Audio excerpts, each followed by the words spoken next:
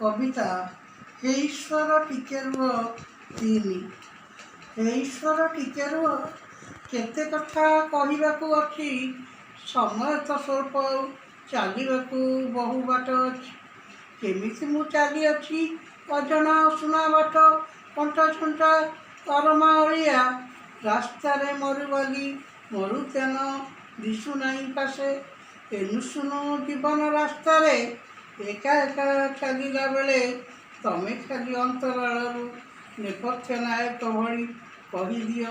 व्यस्त हुओ नहीं तू केबे एका नाहू तो साथी सदा बेले हूँ रही अच्छी हूँ भी देखे चमत्कार होइअछि जीवन पथरे अचिन्ह अड़ुआ जहा नीति प्रदायक तम आशीषरे सरल सुधार आउ प्रीति प्रदायक होई मते आश्वस्त करिछि। हे ईश्वर टिके रुह तम आश्चर्यकरणी धरी मो जीवन को सात रंगरे चित्रित करुछि केमिति केजाणी शून्य कलशीरे भरा जल आबुकी उठुछि। हे ईश्वर टिके रुह तमे तो सुचाऊ अछ संदेह आत्मनिरीक्षा बंद करने सबु किछि भल हम